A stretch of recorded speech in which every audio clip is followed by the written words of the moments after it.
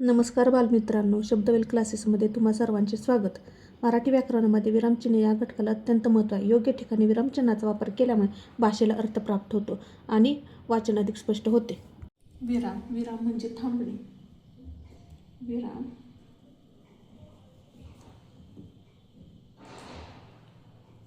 विराम या शब्दाचा अर्थ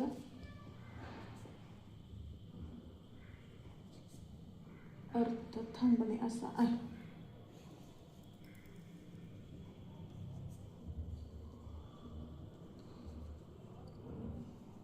बोलताना, लिहिताना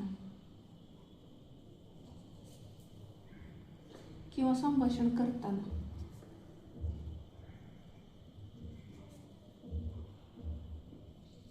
आपण आपल्या आवाजाचा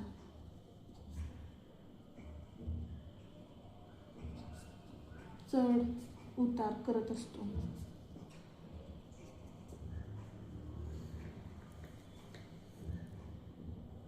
किंवा मध्ये मध्ये थांबावं लागतं.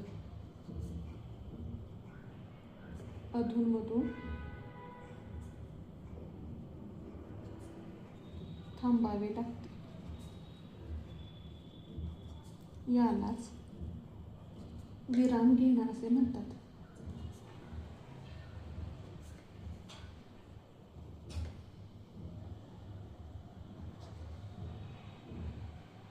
वाचन करताना वाक्य कोठे संपते, प्रश्न कोठे आहे, उद्गार कोणता हे समजण्यासाठी काही खुणा असतात, चिन्ह वापरले जातात. त्यालाच भाषेतील विरामचिन्ह असे म्हणतात. वाचन करत असताना वाक्य कोठे थांबते,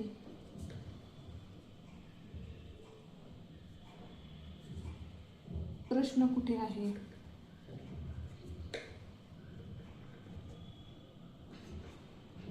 उद्गार कोणता आहे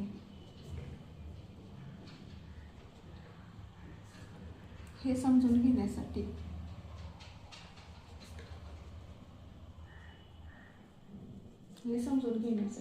विविध खुणा किंवा चिन्हे वापरतात.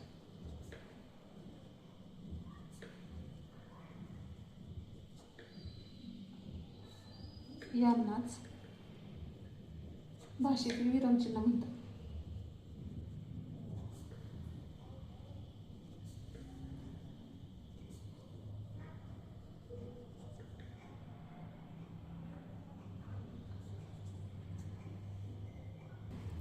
विरामचिन्हे तक्त्याच्या स्वरूपात पाहूया. विरामचिन्हाचे नाव, चिन्ह केव्हा वापरतात. उदाहरण 1. पूर्णविराम चिन्ह, वाक्य पूर्ण झाले दाखवताना वापरतात. राधा शाळेत गेली. 2. अर्धविराम चिन्ह, 2 छोटी वाक्ये उभयान्वयी अवयवाने जोडलेली असतात, म्हणजेच पण, परंतु. उदाहरण, रामने खूप अभ्यास केला परंतु तो नापास झाला. 3. विरामचिन्ह स्वल्पविराम, संबोधन दर्शवताना किंवा हाक मारताना एकाच जातीचे शब्द लागोपाठ आल्यास, म्हणजेच राजू इकडे किंवा मेथी, पालक, चाकवत, आंबाडी इत्यादी. 4. विरामचिन्ह अपूर्णविराम, वाक्याच्या शेवटी तपशील देताना पुढील उदाहरण सोडवा. 2, 3, 4 हे तपशिलाचे चिन्ह आहे. प्रश्नचिन्ह चिन्ह, वाक्यात प्रश्न विचारला असेल तर वाक्याच्या शेवटी देतात. तुझे नाव काय आहे. 6. उद्गारवाचक, मनातील भावना व्यक्त करताना शब्दाच्या शेवटी वापरतात. बापरे, केवढा मोठासा. 7. अवतरण चिन्ह, एकेरी अवतरण चिन्ह, शब्दावर जोर देताना वापरतात. पाण्यात राहणाऱ्या प्राण्याला जलचर प्राणी म्हणतात. संयोग चिन्ह, 2 शब्द जोडताना ओळीच्या शेवटी शब्द अपुरा राहिल्यास. स्त्री, पुरुष, विद्यार्थी, भांडार. 9. दुहेरी अवतरण चिन्ह, बोलणाऱ्याच्या तोंडचे शब्द दाखवताना दुहेरी अवतरण चिन्ह वापरतात. गांधीजी म्हणाले, करेंगे या मरेंगे. 10. अपसरण चिन्ह, हे चिन्ह बोलता बोलता विचार मलिका तुटल्यास. तो मुलगा परीक्षेत चमकला किंवा सत्कार समारंभ असं. अवग्रह चिन्ह, हे एखाद्या वर्णाचा दीर्घ उच्चार करताना वापरतात. महाराज. विकल्पचिन्ह, एखाद्या गोष्टीला पर्याय सुचवायचे असल्यास. गुलाबी, लाल, काळा रंगाचा शर्ट घेणार आहे. 12. काकपद, अधिक माहितीसाठी हे चिन्ह वापरले जातात. लेखन करताना एखादा राहिलेला भाग शब्द लिहिण्यासाठी काकपद चिन्हाचा वापर केला जातो. उदाहरणार्थ मी 5वी इयत्ता स्कॉलरशिप परीक्षेचा अभ्यास करत आहे. इथं स्कॉलरशिप शब्द राहिला म्हणून हे काकपद वापरलं आहे.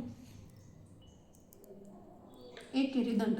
कवितेत तसेच जुन्या साहित्यात एक चरण पूर्ण झाले की एकेरी दंड देतात. उदाहरणार्थ ऊस डोंगा परी रस नाही डोंगा. दुहेरी अवतरण किंवा दंड म्हणजेच उभ्या रेषा. कवितेतील 4 चरण पूर्ण झाल्यावर दुहेरी दंड देतात. काय बोललेला सी वरल्या रंगा. गोल कंस चिन्ह. एकाच वेळी 2 बाबी सांगताना म्हणजेच एकच गोष्ट असते पण ती 2 वेळा. मोर मयूर. यतोपरी चिन्ह. चिन्ह एखादा मजकूर जशाच्या तसा खाली घेण्यासाठी वापरतात. इयत्ता पहिली. चौकोनी कंस. कंसात घालायच्या स्पष्टीकरणातल्या एखाद्या शब्दाचे स्पष्टीकरण घालायचे असल्यास मुख्य स्पष्टीकरण उर्वरित वाक्यापासून वेगळे दाखवताना चौकोनी कंस दाखवतात. काही प्रश्नांचा सराव करूया. प्रश्न पहिला. वांगी, बटाटा, दोडका, शेवगा आजीने बाजारातून घेऊन आले. वाक्यात कोणते विरामचिन्ह वापरले आहे? तर या ठिकाणी स्वल्पविराम वापरला आहे, कारण एकाच जातीचे शब्द आहेत. बटाटा, वांगी, दोडका, शेवगा. प्रश्न दुसरा. बापरे केवढी मोठी इमारत आहे ही. या वाक्यातील विरामचिन्ह ओळखा. यातले काय झाले तर मनातील भावना व्यक्त झाली म्हणजे हे काय तर उद्गारवाचक चिन्ह आहे. उद्गारवाचक चिन्ह. प्रश्न तिसरा. मोहन म्हणाला आई मी आलो ग एका मिनिटात. कोणते विरामचिन्ह वापरलेलं आहे? तर या ठिकाणी दुहेरी अवतरण चिन्ह वापरले. दुहेरी अवतरण चिन्ह, कारण मुलगा काय म्हणतोय तर एका मिनिटात आलो हे दुसरं कोणीतरी सांगते. लांबी रुंदी या शब्दात वापरलेले चिन्ह कोणते? तर लांबी आणि रुंदीमध्ये आडवी रेष दिली आहे. ह्याला काय म्हणतात तर संयोग चिन्ह म्हणतात.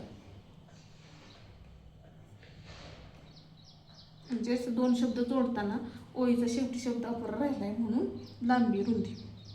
प्रश्न 5. अवतरण चिन्ह केव्हा देतात? अवतरण चिन्ह केव्हा देतात तर एखाद्या गोष्टीवर किंवा शब्दावर जोर वापरताना अवतरण चिन्ह दिले जाते. एखाद्या गोष्टीवर किंवा शब्दावर जोर देताना. उदाहरणार्थ जमिनीवर राहणाऱ्या प्राण्यांना भूचर म्हणतात.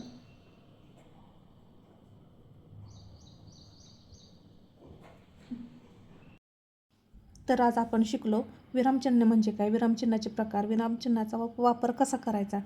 भाषेचा वारसा आणि व्याकरण सोप्या भाषेत शिकण्यासाठी शब्दवेल मराठी क्लासेसला सबस्क्राईब करा. भेटूया पुढच्या